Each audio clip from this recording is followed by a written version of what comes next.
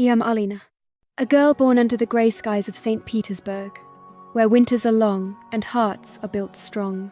In my childhood, I often stood by the window, watching snow fall over our small street.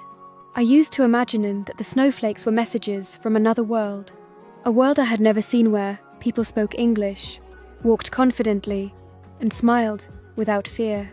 My mother worked as a school teacher. She had dreams she buried quietly to raise me. She would hold my face and whisper, "One day, Alina, you will go where my dreams couldn't." I held that promise deep inside my heart. I studied hard.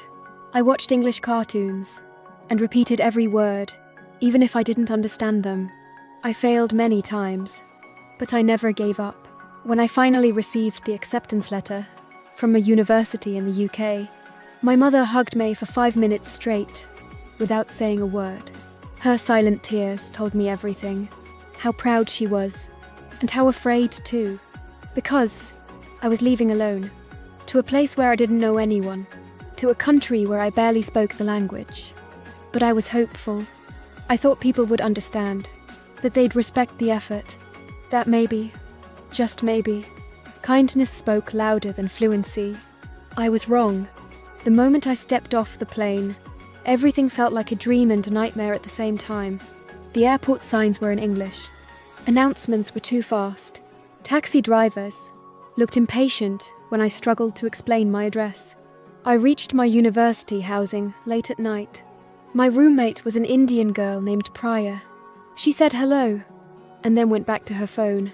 I tried to start a conversation, but every word from my mouth sounded like a mistake. That night, I sat on the bed and looked out at the unfamiliar street below. And for the first time since coming to the UK, I missed home. Classes began.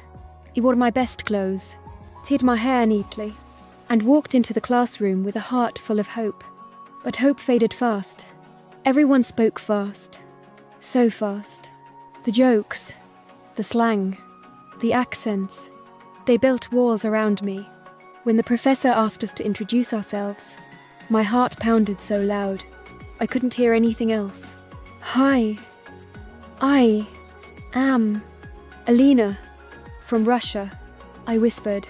No one clapped, no one smiled. And then I heard it, a soft laugh from a corner. One girl leaned over to another and said, "She can't even say a sentence." I acted like I didn't hear it, but inside, something broke.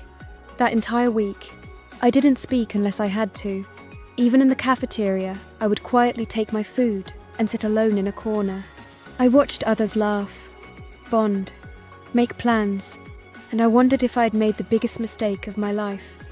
One afternoon, I gathered the courage to ask a group of girls if I could sit with them. "Can I sit here?" I said gently. They paused. Then one of them said, "Sure, if you can keep up with our English." They burst into laughter. That night, I cried in the shower. I cried like I hadn't cried in years. Not because I was weak, but because I was carrying my mother's dream, and I was failing.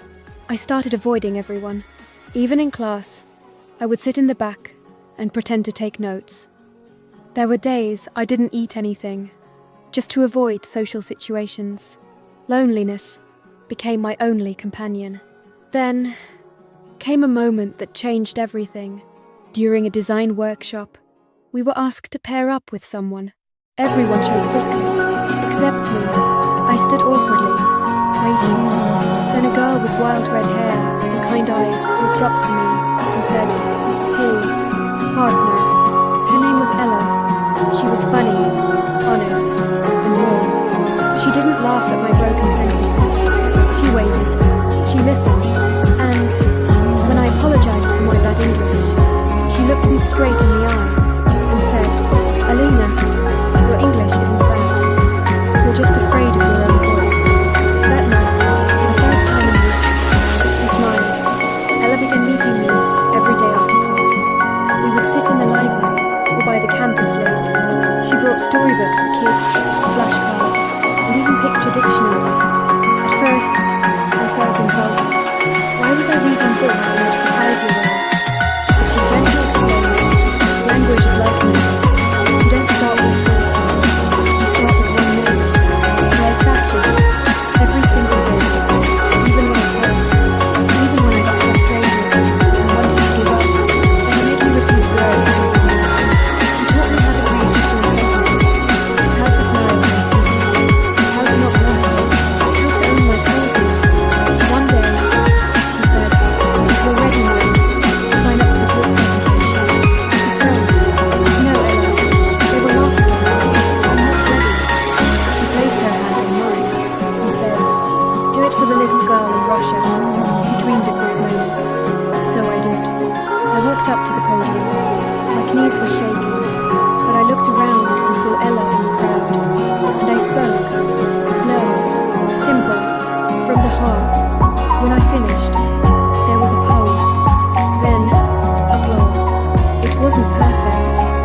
But it was powerful, because it was real.